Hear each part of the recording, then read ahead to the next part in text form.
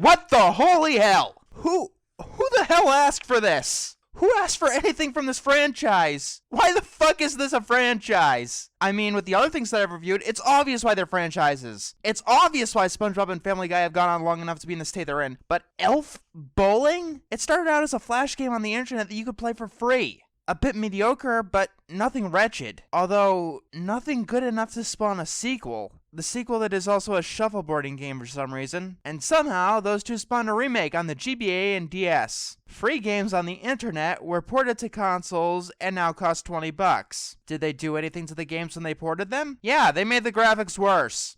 How is this a good idea? Patrick Starr, Ed from Ed, Edd n Eddy, and Peggy Hill are all looking at the guy who thought this up and laughing at him. But here's the real kicker, someone had to have bought it because it made enough money to get a movie spin-off. Either that or this stupid Flash game gets more browser traffic than Google. I mean, the estimated budget of this movie is $6.5 million, which doesn't seem that insulting when you compare it to Food Fight having a budget of 10 times that much. But then you realize that Food Fight had 10 times the budget and you wonder, what the holy hell are you in for? But let's put this in even better perspective. This movie was made on less than what Mars Needs Mums earned. The second biggest flop in the history of cinema. Fourth if we're adjusting for inflation. I have no idea what the budget actually went into considering the state of this movie. Except maybe hiring Tom Kenny. Oh, by the way, this is without question the worst thing that Tom Kenny's ever been a part of. Nothing about this movie's inception makes any sense. If those are anything like stockbrokers, then this is starting to make some sense.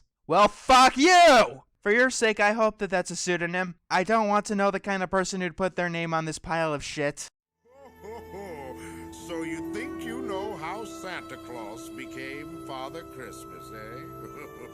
You know, I don't fucking care. Anyway, so this wonderful Christmas movie about bowling starts on a pirate ship. The games had nothing to do with pirates. The first image of the movie, and it already fails as an adaptation and a Christmas movie. The two things that it was trying to do. My god, not even the Alone in the Dark movie started out with as little of a clue as this movie. What kind of connection is there to Christmas, bowling, and pirates? If you say this movie, I'm going to punch you. Not only do we start out with a stupid song, but we see the pirates are moving their loot. Toys!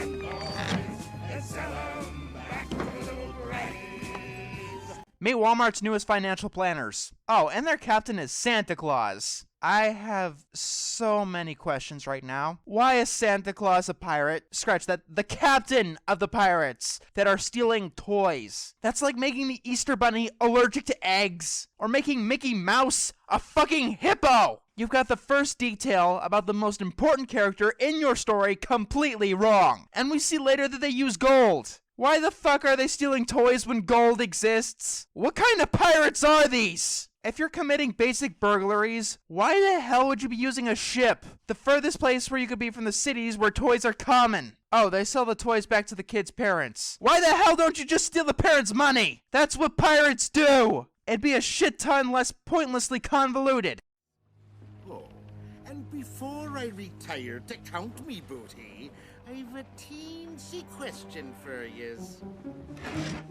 Who pooped in a peanut barrel? Well, that is a very important question that definitely has to be answered. What I'm more pressed in wondering is whether that's the best joke in the movie. Yes, this is the height of our humor today. A joke about someone pooping in the peanut barrel. Why do pirates have peanuts? Some guy takes the blame because apparently he was sleepwalking, despite sleepwalkers never knowing what they did when they were sleepwalking. Now I'll be in me cabin counting me toys. Don't nobody dare disturb me. Oh god, that is a horribly unpleasant image I just got. Oh god. But no, instead of doing that, Santa Claus has been feeling guilty about stealing all of the toys. Deliver to the poor wee ones orphanage. Signed, Captain Santa Maria Clausewitz Kringle.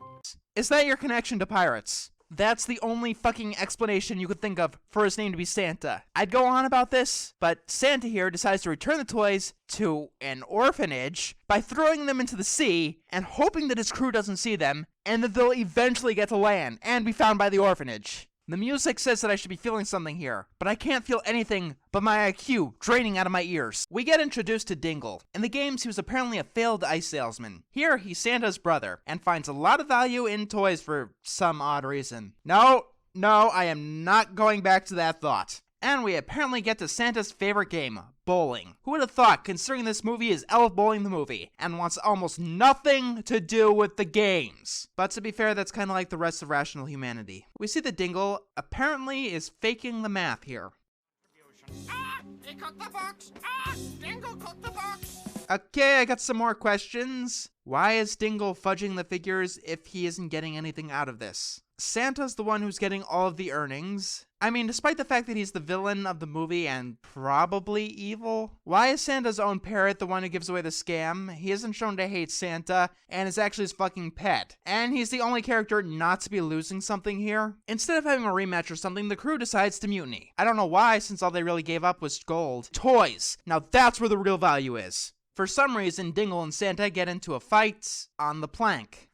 How stupid do you need to be to walk onto a plank of your own volition? They don't even make a joke out of this like they do in a classic cartoon or anything. It's just, they walk onto a plank because that's where the plot needs them to be. But seriously, how stupid do you need to be? Probably about as stupid as you need to be to put toys in the ocean in hopes that they'll make it to the orphanage. Seriously, what the fuck? The rest of the crew plunges them into icy waters? If they're in northern waters, why are they dressed like that? Why are they in icy waters? Pirates generally don't go through icy waters. They stay in the warm tropical areas. Is anything about this movie going to make even the slightest bit of sense? Like the parrot following the Frozen brothers, even though the parrot apparently hates them. What you'll notice very quickly is that the plot is very much like cartoon episodes rather than a fully fledged movie. Basically, something will happen for about 10 minutes, and then it will be never mentioned again as we move on to the next episode. We cut to the land of snow and elves, the North Pole, and we get to see how bad the animation and character models are in the snowboarding scene. Reboot, the first CGI cartoon ever made with TV-grade animation, looks better than this movie. Also, see how this guy is happy as he's about to faceplant in the snow? Well, in this movie, elves really like pain. Like, they really like to be in pain. The elves come across our two frozen Santa brothers, still having an argument and not in the water for some reason.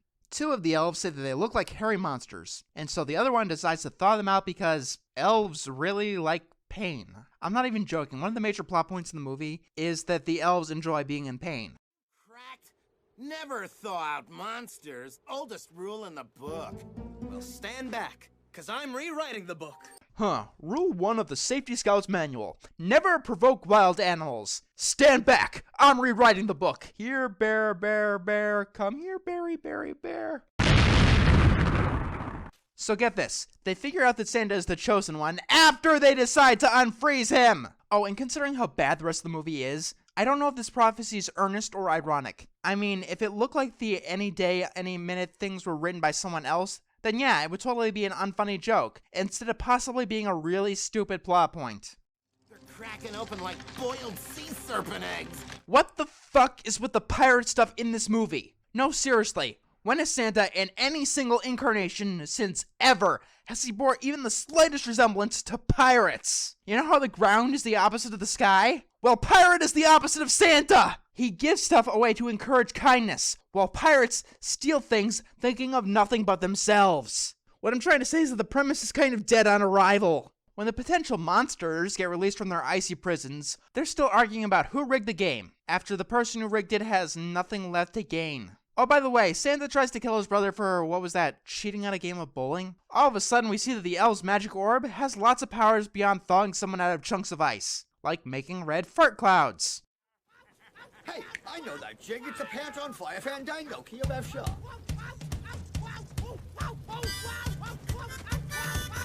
The fuck? No, seriously, what the fuck is this? Santa's ass catches on fire, so they start singing a song, even though they thought he was a monster? Also, Santa here was trying to put out a fire by running around the North Pole, which is covered in snow! Santa knows these guys are elves because pirates know what elves are. You two wouldn't be pirates now, would ya? Because elves know what pirates are. As we all know from history class, they're sworn enemies. It's like cats and dogs, except with candy canes and cannonballs. It was a very one-sided conflict. To hide the fact that Santa and his brother are pirates, they call themselves shoe salesmen. And we learned that the elves make dooblebubbins, which are toys. Okay, first, toys are valuable to bloodthirsty pirates. They're more valuable than gold, so pirates steal them to sell them to get gold. And now toys require their own fancy word from the elves. Oh, by the way, most Santa Claus origin stories explain why elves are making toys, but this one doesn't even come close. They make toys because, well, you know what? You piece the shit of a story together. Only with fun will work be done.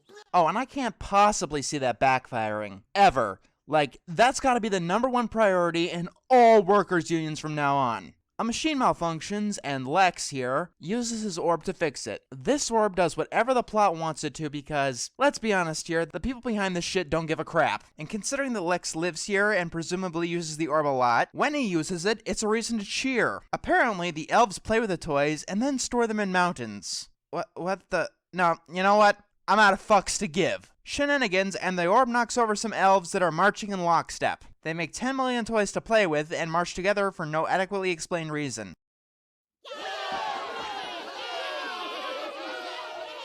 There's several broken ribs and a severed spine. Let's party! Whitebeard, what the canoodle was that? It's me favorite game, lad. Bowling. Elf bowling, that is. I don't know how they did it. I really don't. But they managed to make elf bowling sound even stupider by giving us an explanation for its creation. Give them a round of applause, ladies and gentlemen. The depths of their stupidity knows no limit. What's wrong with his eyebrows? They look like they're having a seizure. So here's the gist of Santa's plan. While his brother wants to steal all the toys, Santa wants the elves to use their magic to make him a ship so he can go out for revenge. So if you want to see a vengeful interpretation of the spirit of holiday cheer, this still isn't the adaptation for you. Weird Al did this so much better. Now Santa's doing time in a federal prison for his infamous crime. Hey little friend, now don't you cry no more tears. He'll be out with good behavior in 700 more years.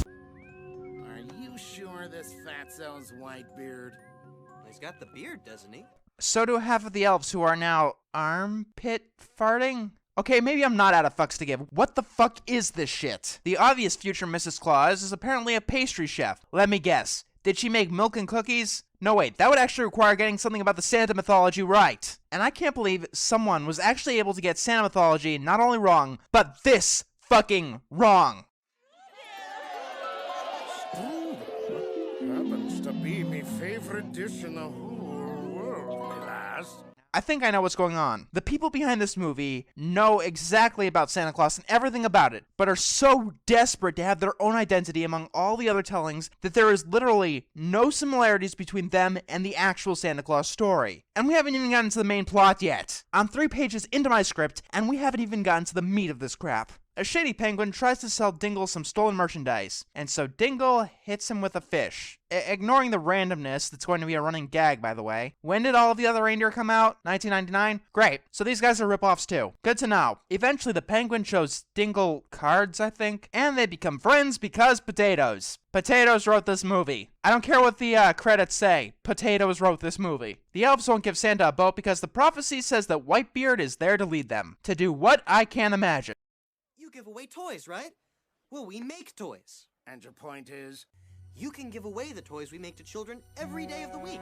Why do you want to get rid of your toys? When Santa calls children brats that would get spoiled if they delivered toys every single day, they immediately drop the deal down to 1 day a year. Yes, Santa Claus called all the children of the world brats, despite sending a bunch of toys to an orphanage. Everyone's dying to know, oh Santa, why? You used to be such a jolly guy. And for that, he gets free room and board, candy. And after it's invented, you get free cable. Apparently, elves have the ability to see into the future, and Santa agrees to go along with this. I don't know what the benefit the elves are getting from this, since they've never stated that they want to give toys to children, and Santa did not give them the idea, even though the beginning of the movie suggested he should be the one to do so. But no, he thinks the children are brats. Lex decides to introduce the rest of the team. First, there's Rebel, who's in charge of packaging. Yo, when the presents need wrapping, I'm the one make that happen. My feet start tapping, my hands keep a-clapping. No, just No, none of the jokes here even come close to funny, but the rest of them aren't even memorably bad. Dingle demands that the elves make them a ship, so Lex creates a sled complete with reindeer out of thin air. Yeah, he has the power to create life now. Keep in mind that most sleds don't exactly have the ability to float off the icy rock that is the North Pole. Santa, if you're gonna be in business with elves, you gotta remember this one important thing.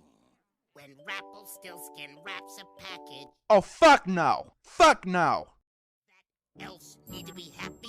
Their hearts must brim with joy, for it is only a happy elf who is able to make toys. This guy's singing voice feels like nails piercing my eardrums. Remember that model from before? Yeah, elves need to be happy if they're going to work. That's the point of this 3-minute ear-grating song. The entire point. Also, capitalism and commercialism are evil. I'm not kidding. Also, speaking of Tentaclino, this song bears a striking resemblance to Pango's introduction song.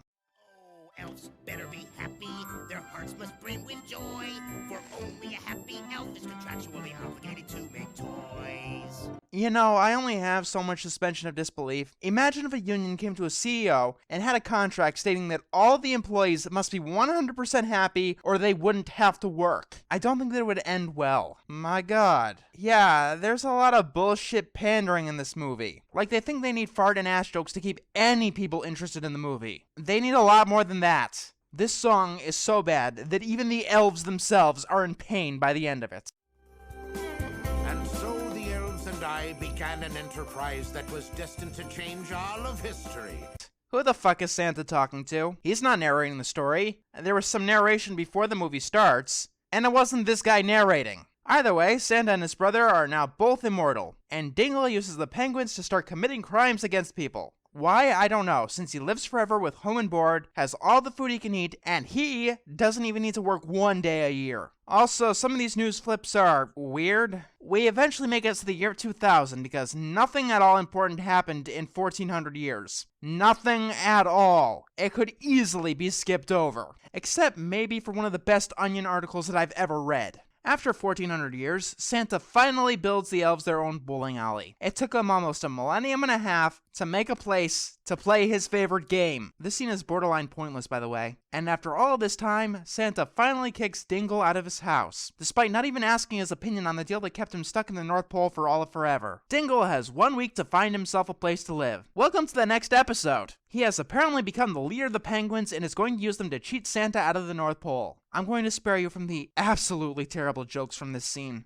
We cut to Santa bowling, and that is some really clever product placement. I'm sure the 7-year-olds watching this movie are dying to get themselves a Budweiser. Like, seriously, who the fuck was this movie made for? It's not for fans of the video game, it gets all the details wrong. It's not a good Christmas movie, it gets all of the details wrong. It's not a movie for adults because of the sheer stupidity of it, and if this is anything to go by, it's not a movie for kids either. We figure out that the toy count is off by 6 billion units, and Lex was in charge of it. Instead of this being a plot to have Santa fire him, Dingle immediately challenges Santa to a bowling match to take control of the North Pole. I don't see how these points connect. Santa has absolutely nothing to gain from this bowling match, so the most logical thing to do is accept the challenge. I'll spare you the details, the terrible puns, and the TV parody to get this done quickly. 2 of the penguins switch places with 2 of the elves, and nobody seems to notice until they find the hostages in the back of the alley. Dingle doesn't get punished for this, so this entire scene was 100% pointless. Think of it this way. Tentaclino was stupid and batshit insane, but almost every scene progressed to spit out gum they called a plot. That doesn't happen here.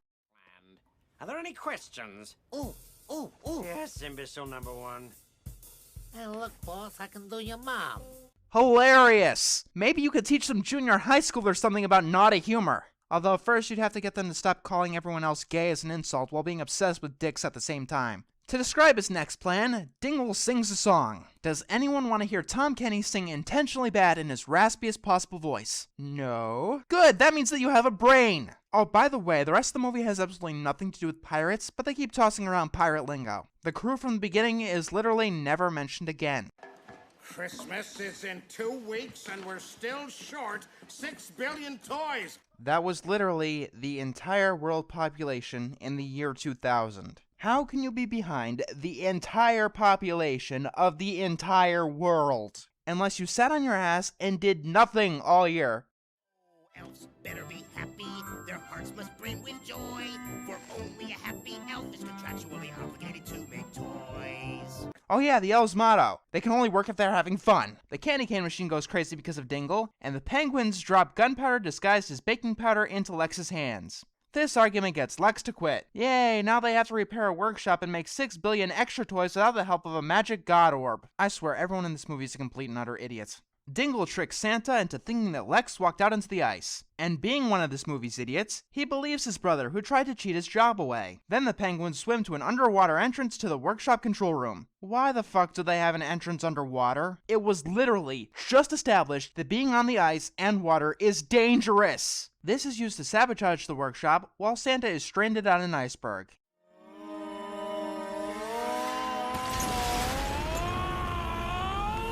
You ever see voice acting in animation so bad that you don't know if it's in slow motion or not? Anyway, the workshop blows up and leaves Santa frozen in ice. Since there's only 2 weeks until Christmas, it's safe to say that Christmas has been cancelled. Also, bowling pins somehow randomly and conveniently fall into a perfect skull and crossbones shape. This is literally never mentioned again. And the final straw is a note.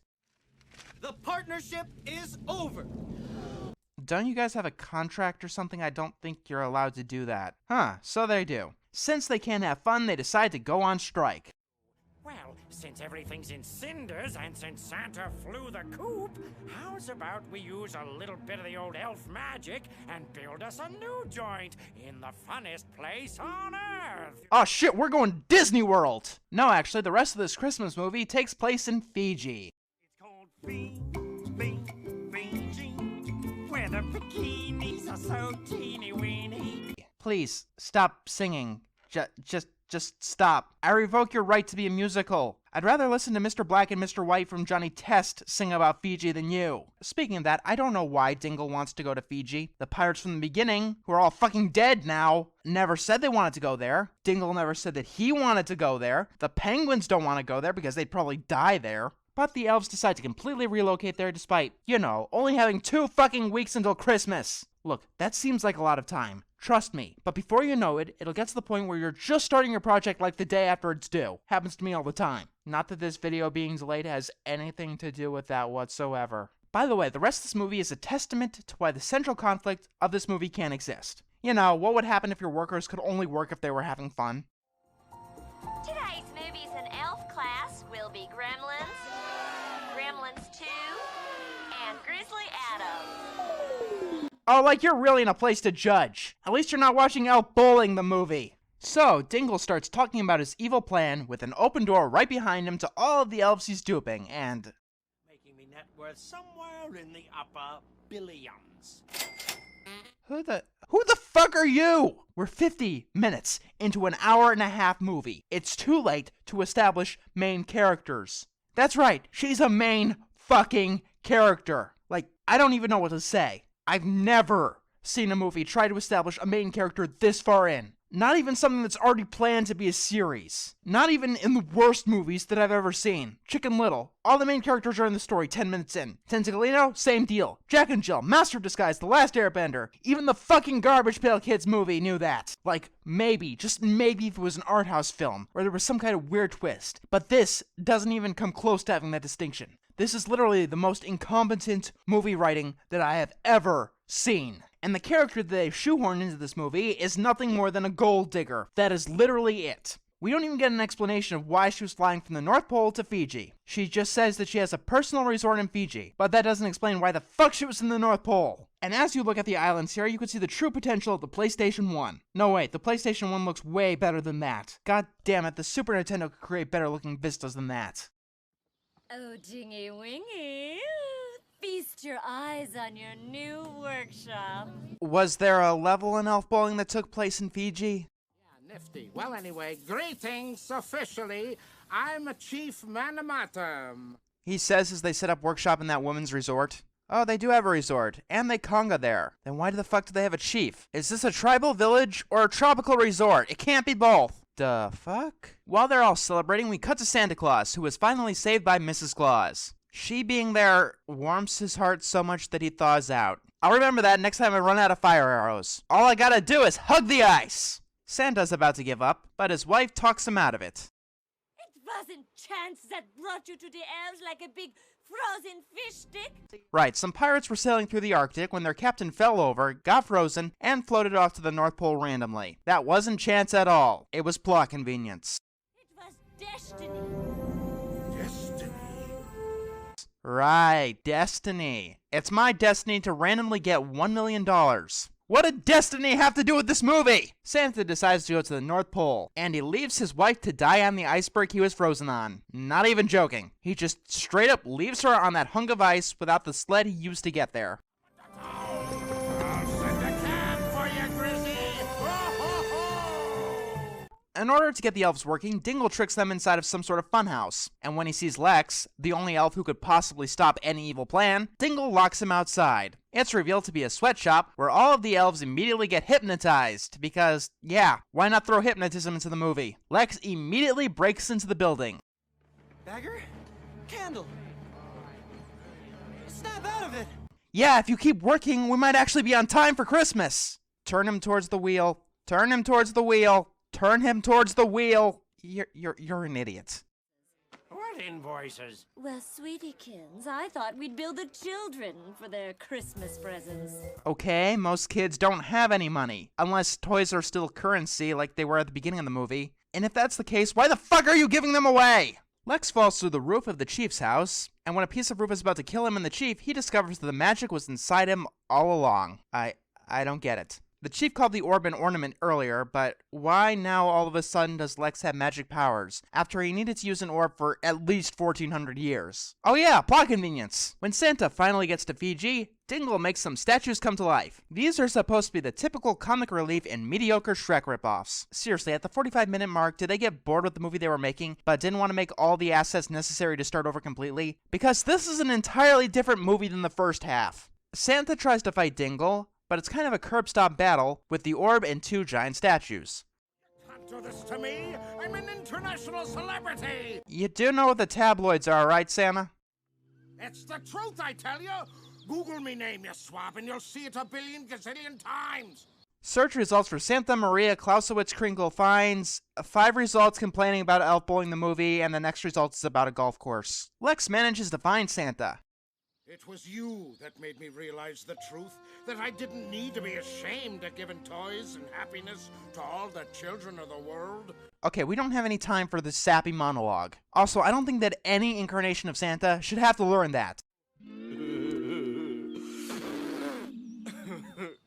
This is like a chick flick, except instead of smoking babes, dude, it's a munchkin and a fat guy. Yep, one with ass jokes, Budweiser advertisement, and armpit farts. Truly, this movie has something for everyone. The Rock almost randomly decides to free Santa, and I remember that I'm still shocked that the fucking orb can create life. Why don't they use it to make more workers if they were that far behind? We cut to Dingle's sweatshop. When the elves were given a bunch of freedom and fun, they ended up short 6 billion toys. And now that Dingle literally has them enslaved, they are on schedule. This is why we need to think through our implications before we write thing's down. And of course, Dingle's going to earn $6 trillion by monetizing Christmas. It's almost like a propaganda piece by evil CEOs about the benefits of suppressing the working class. But that'd be absolutely ridiculous. The people who made this movie aren't evil, they're just idiots. But could you imagine if that was really the purpose of this movie? As Santa and Lex are trying to sneak into the sweatshop, the chief helps them by playing a bongo drum, causing the fire girl from before to pop out. This distracts the statue guy who wants to get his rocks off. Also, the first time that I watched this, I thought it was the stone guy who freed Santa before. And then I realized one of the biggest reasons you should never have two characters that have the exact same character model. Even twins in cartoons usually have something to set themselves apart. Santa and Lex go right through the statue's line of sight and into the building. To save the elves, they pull a lever which reverses the hypnotism. Look! Yes, Lex, look at the hypnotic spinning wheel you have seen many times in the past and not gotten affected by for some reason. This manages to save all of the elves from the hypnosis. Also, there's a date rape joke. Huh, how come my underwear's on backwards? And they decide to go after Dingle. Dingle tricked us. And he's trying to steal Christmas from right under our noses! But didn't he help you guys get back on schedule by breaking through your stupid mantra? Honestly, Dingle's like the most helpful bad guy ever. Dingle steals the sleigh, but Santa stows on board. And Mrs. Claus comes by cab to meet Dingle's gold digger girlfriend. They have a fight scene that looks like it was made by wiring limbs in the air, and this ends with Mrs. Claus feeding her strudel. And this amazingly important character that they realize they needed 50 minutes in is totally incapacitated. Since Santa is going to have trouble fighting Dingle, Lex uses the Force and gets the orb to electrocute Dingle. What? Dingle falls into a position where if Santa gets blasted, they both fall. So Dingle decides to challenge Santa to bowling again. I can't see how this could possibly go wrong. I mean, Dingle cheated the last time and has been doing absolutely nothing but being sneaky and underhanded the entire movie. I accept, but this time, it's Super Elf Bowling! Somehow I don't think we're gonna have a repeat of Super Mario Bros. 3 with that one. I'll remind you guys once again that Christmas is in less than 15 minutes, and a game of bowling can last about an hour. Yo, Lex, it's the only one. And it's pitting brother against brother for the Christmas purse. I mean bag. I mean fat. I mean box. I mean, well, you know what I mean. Rebel, now our first contestant steps up to bowl for the whole enchilada. Enchilada? I thought we was bowling for Christmas. I didn't mention this before, but this character can be seen as very racist. As for the game, what do you expect? Dingle continues to cheat, and no one notices any of his underhanded tactics. Santa doesn't even realize that he's holding a fucking bomb. Ladies and gentlemen, I can't believe this, but Dingle actually wins? And since he's a notorious cheater, we're not going to do any further examination into this fact. That is until the chief randomly proves that Dingle is a cheater by using his remote and widescreen television. What the fuck? What is even the point of this character? Also, this calls into question, how do you know that Dingle was the one who cheated before? I mean, no one ever said that he was the one who tied up the elves and put the penguins in their place. So the penguins get launched on fireworks, presumably to their death. Dingle gets a rocket up his ass and launches into space, where he'll explode due to lack of oxygen despite making Christmas an actual success. Ready for takeoff! And we made it just in time, thanks to you, laddie. What exactly did either of you two do to get the 6 billion toys made in 2 weeks? Oh, that's right, nothing! They rebuild the workshop in the North Pole with Lex's god powers. Man, we could use that in Detroit. But I thought you lived in the North Pole with the other elves. Whatever, let's end the movie on a racist note. And that was Elf Bowling the movie, and my god, was it one of the worst pieces of shit that I've ever seen. Like, ever. I think it's worse than Tentaclino. Why? Because Tentaclino was so bizarre that it managed to keep my attention, wondering what the next thing it'd throw at me. Here, though, it's not bizarre enough to be interesting. Also, Tentaclino was originally in Italian, and a bad translation may have been the cause of some of the weirdness. This movie was made in English, there's no excuse. The animation here is worse. Tentaclino wasn't in the ballpark of Disney, but at least the models weren't offensive to look at. Nothing makes any sense, and despite putting no effort into everything, they had the gall to think that they were going to get a sequel. I'm done. Happy New Year's.